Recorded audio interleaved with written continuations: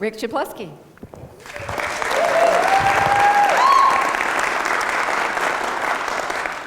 When I lived in Northern California, I loved open water swimming. I trained with a team called Waterworld Swim in San Francisco Bay. Waterworld was coached by Coach Pedro, and one morning, I saw him walking along the beach. Hey, Coach Pedro, how you doing? Rick, good to see you. Hey, Rick, you want to meet somebody training for the Olympics? You bet I do. Come with me. Rick, this is Nina. She's here today to qualify for Swim Around the Rock. She's 15. Now, folks, that's impressive.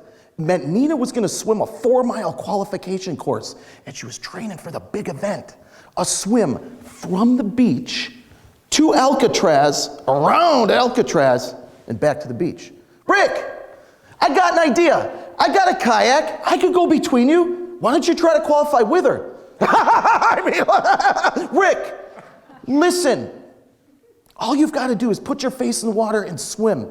If you get tired, swim back to the beach. All right, I'll try it.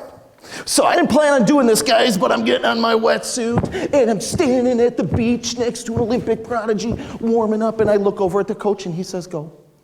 Nina dove into the water, and I dove in right behind her. Now, the bay is cool and green. You can't see anything. It's not like a pool, so every once in a while, you gotta look up. And after the first 10 strokes, I look up, and she's 75 yards ahead of me with the kayak. I swam to the first major milestone, a long break wall, and I got to the end of the wall, and then I made the big turn to the outside of the wall in the San Francisco Bay open water, and I was swimming against the currents, and the waves were knocking me around, and what do? Rick, coach, Rick, you're doing great. Just keep going. Just keep going. Now, Coach Pedro knew me as a swimmer. He didn't know me as a cancer survivor. He didn't know that I was diagnosed as a freshman in college, or that I had to walk 48 times from my dorm room to the hospital for treatment. And he didn't know that just keep going was what I said to myself when those treatments made me sicker and sicker, but I had to keep going. And I didn't think I was gonna make it. Have you ever been in the middle of something and you thought, how am I gonna get out of this? It doesn't have to be cancer. It's probably not swimming around Alcatraz. Just keep going. All right, I can do this. So I kept swimming, and about half an hour later, I reconnected with Coach. Rick, she's done. Only 2 miles to go. She's done?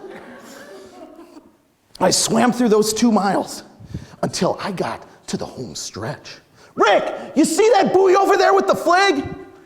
Touch that buoy and you're done with the swim. Thank goodness. I started swimming towards that buoy, and then it hit me. I had no idea what my time was. I didn't even know what time I needed to qualify. And where's Nina? She's probably at home, right? She's probably had a shower, ate an Egg McMuffin, and filled out the application for her driver's license. But I'm still out here, and I gave it my best that day, and I kept going, and because of that, I just finished the longest swim of my career. Did I qualify?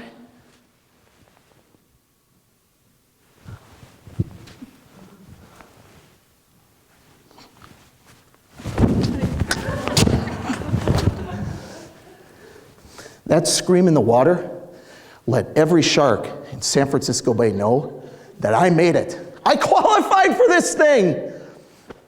3 months later, I stood back on the beach, along with 5 Olympians and 17 people who crossed the English Channel. We dove into the water. We swam to Alcatraz. We kept going. We swam around the rock. We kept going some more, back to the beach.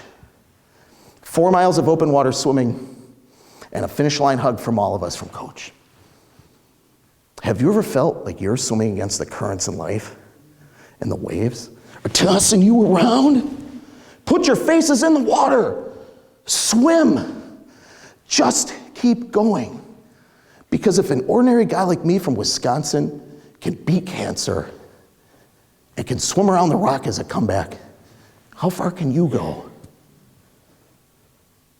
How far can you go if you just keep going.